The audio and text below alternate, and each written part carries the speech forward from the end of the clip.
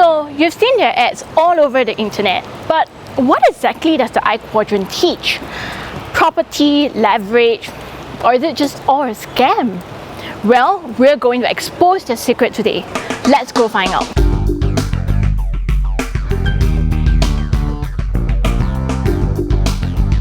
What exactly is your background and why are you doing what you do? Before joining I Quadrant as a full-time staff, I was an MOE primary school teacher for a good 7 to 8 years. I own my own business at that point in time. Okay. Yeah. I think it all began when I was feeling quite upset that progression was rather slow in school. Effort was not recognized and we were quite overworked. No, in fact, just before that, I got into crypto when it was at 20k Bitcoin, right? And it got burned.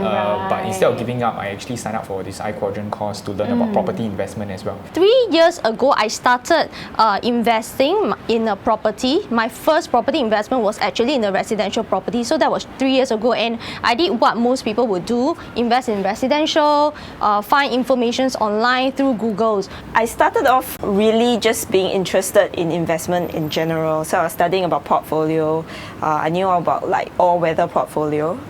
So that's like cash, gold, and real estate being one of them as well in the quarters, right? The thing was, at that point in time, I was wondering what I could do for real estate.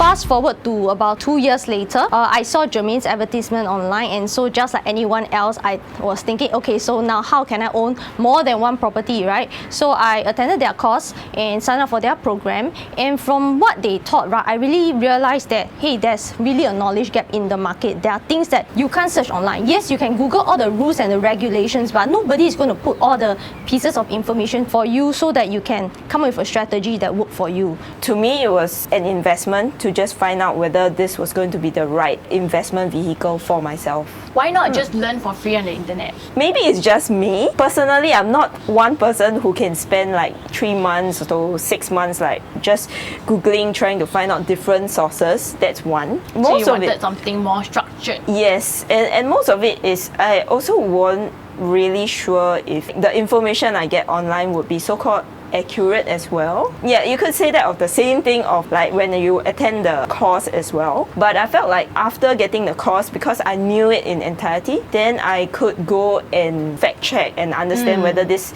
then makes sense for me. So I was trying to look for ways out of the system, trying to look for ways to make more money so that I don't have to be so affected by the promotion that was slow to come. So then I chanced upon this course that trying to teach us, how to make passive income.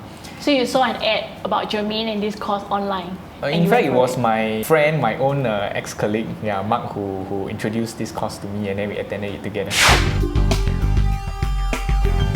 So tell me about how the journey has been like for you. You went for the course, you learned the strategy, you implemented it. How long did the implementation take you after graduating? Quite a bit, I must say, quite a while. Because of work, after my course in February, we started to look for properties, and we had to actually find time during lunch, during the school holidays, because viewing actually only takes place from 9 to 5 during working hours, right? Which clash with our working time. And as teachers, we cannot take leave. So all in all, I think we viewed hundreds of units or more. During a span of 3 to 4 months. Wow. Yeah. And was that units you found by yourself, or was it pushed to you by the I Quadrant? We actually went online, the property guru, searched for the units ourselves, and then initially we were quite lost also so we start going to view anything that we can find. Then as we go along, we became a little bit more savvy, what not to see and what to see. And eventually when we found a unit, we purchased it under our own names or under a company which we incorporated. Right now I own 2, and the third one is on the way. Okay. So what happened was just that I felt that I just wanted to push further and see if there was good deal during this time. And I went through Property Guru, and I texted every single one that I can find that I felt would be a good fit. And I found it from there. So you were a direct buyer? Yes. The I Quadrant didn't make any money from you doing that transaction? I Quadrant had no idea I bought my second one. Oh, okay. So Right. Okay. Yeah. So in this case, right, if you already bought your unit tenanted, then that's positive cash flow in the pockets. Why would the landlord sell such a good deal to you? Basically, the owners themselves, they had some dispute and they just wanted to start on a clean slate. So they just want to, offload their unit and just do their own stuff. That's Right. all. So you're lucky to kind of like grab that unit. Yes. Right. And what about like the other one then? So the first unit that you got, why was the landlord willing to give it to you? The landlord was about to retire. So he was actually the first owner. Right. Yeah, so he only and- made good money when he sold it to he you did, lah. he did. And he So- didn't want to do any work with dealing with tenants anymore. It's very funny because when I was signing my option paper with him, I went into the unit, I saw him looking at cars to buy. Right, okay. So he was on the verge of retiring. He just wanted to, cash it out, be like off to his retirement. Would you say your example is a typical case for the rest of the students you have met through this course, or is it that you're just one of the exemplary ones?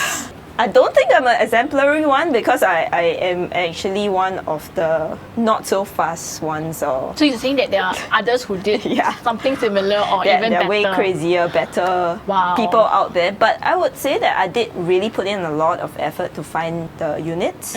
So for my first units, I probably walked or viewed close to 40 units. Wow. Yeah. And do you have a full-time job?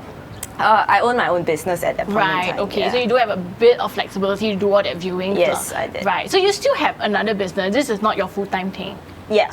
Okay. So after applying their strategy, within I think 6 months, I managed to acquire 3 more properties. So you right? went from 2 to 5 in just 6 months. Yes, in Wow. just 6 months. How did that come about? So I just apply what they taught. After the flagship program, right, we are not just left alone. So for the 6 months, right, I have been attending their classes again and again every month. Did you have to pay for those? No, it's all complimentary. So once you pay for the first program, right, the rest of the master classes, they're all free. And I had my one-to-one consultation with Sean, so he was helping me to plan out what I can do and how to map out my plan, what should I do first and things like that. And so one thing led to another, and I took action. I mean, I think some people have the knowledge, but they don't take action, then nothing will happen, right? So for me and a lot of my batchmate, right, what we did was got the knowledge, took action, and things just happened.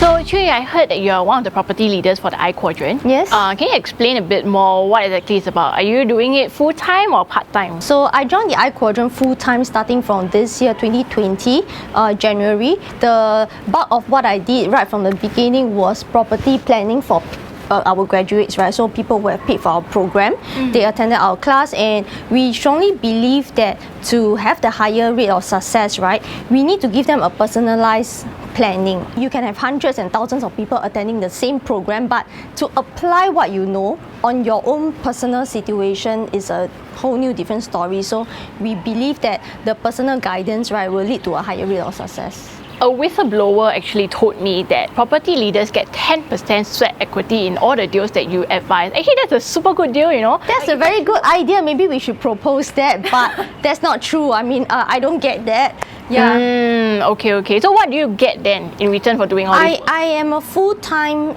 staff, so salary paid. So I'm paid to do this. So I don't get this additional commission out of the graduates purchasing their property. So if any of the students under me, the graduates under me, buy their property, is all under their own names. And yeah, that's it. Are you a licensed property agent? Nope, I'm not. So they can't buy a property and then go through you and you get the commissions for that? No. So what I do is like if the graduate is ready to take an action and if they need an agent to help them with the transaction, right, I can recommend them to some recommended agents that I work closely with. But other than that, if they say they want to work with their own friends, family members, and usually they have the choice lah. Then in this case, why should they be working with you or taking your guidance when they can just go through an agent? The agent should also advise them, right?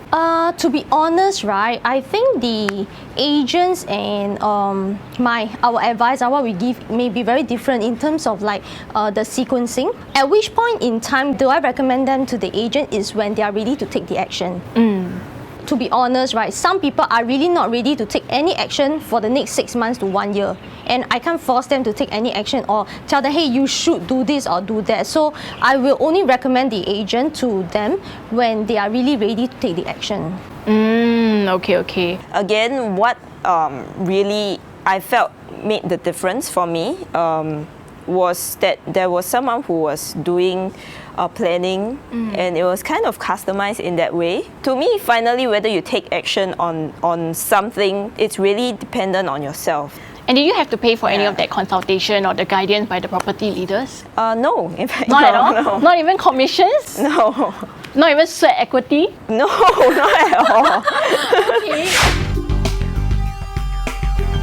So you're saying that the students are not forced to follow a I Quadrant referred agent who then gets a cut of those? Nope. I think that's sort of where the misconception is, because people are under the impression that you can only buy through I Quadrant agents and then the company gets a cut of it. So you're saying that's not the case at all? That's not the case. I mean, if you want to buy from your brother, who is a property agent, then by all means go ahead. But there are some people who are really lost. They have nobody, no contact, no network of property agents, and I mean, there is no harm in us recommending somebody whom I really trust and I believe that they can give a good suggestion and advice to the person. So why not? So we will just advise and recommend. Was it like an I Quadrant agent who sold that deal to you? No, actually not. So I Quadrant has a list of industrial properties that they recommend based on criteria.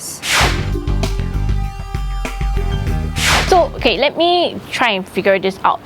You're actually a landlord of multiple properties right now. That must have been quite a bit of down payment as well as the amount of leverage, the loans that you had to take. Did you have any trouble at all getting a down payment? Is that all your cash, or did you have to work with co-investors? For some of the properties, it's solely by myself. Some of the properties I work with other investors. So for me, it's an equal split. So whoever wants to join in the partnership, we will split it equally, that's all. So you're vested in every property that you buy? Yes. It's not a case of you buy and then you say, hey, I do all the work, so I get sweat equity, and then you get... For me, no. So for me, I'm invested in all the properties that I buy. But there are some investors I know, they do all the work and they manage to get in with partnership with other people and they didn't have to put in any cash. Right. And what about the leverage then? So at any point in time, did you feel uncomfortable with that amount of leverage? To be honest, because when the math is shown, right, when we do the calculation, I mean, we are taught how to do the calculation of the ROI and the returns, right, precisely because, right, there's multiple properties, the chances of all of them not being rented out is so much lower than if you just have one property, then it's like a yes or a no, right? So in the event that some of my property is not rented out, what will happen is that the positive cash flow from other properties is going to be able to cover up. And what if all of them cannot rent out at the same time, in the times of crisis? Do you then have, let's say, emergency liquid cash savings that you can use to tide over the mortgage first? Definitely, I will have some liquidity in terms of my cash to tie over that. And also, right, precisely one of the reasons why I get into partnership is this. If one of the unit is not rented out, the mortgage is like what, thousand-ish, and divided by a few people, it's actually just a few it's hundred very a month. manageable. Right. I think for me, there was a portion of understanding how to make sure that that was safe.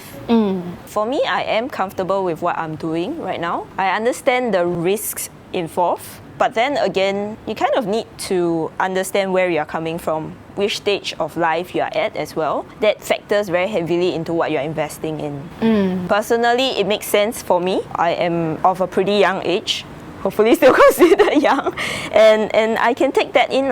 And I am also confident of the tenancy as well. I was renting in the industrial estate myself. Right, okay. So I believe in the power of that property class. I know who are the people who are going to be renting those. So yeah, to me that was something that I was confident in. Yeah. So you went from being a tenant to a landlord. It's kind of funny. I actually do rent at where I own a unit. Okay. It's definitely scary because it's the first time doing that.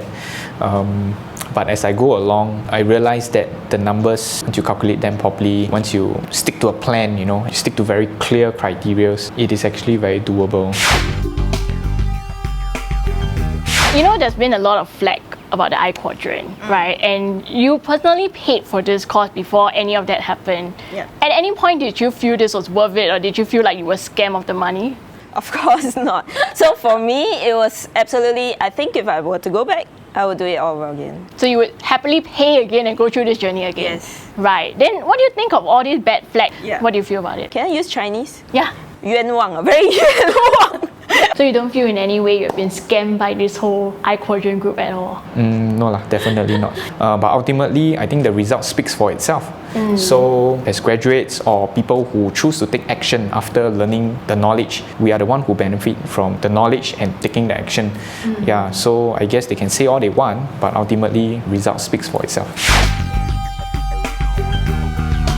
Because if someone who has gone through your course, they can actually get this supercharged returns versus what the market ordinarily is giving, which is a downward trend for all. Exactly right, yeah. So what then makes the difference? Can I dig that out? Happy, dig as much as possible. You're not going to send me a bill for your course after this? No.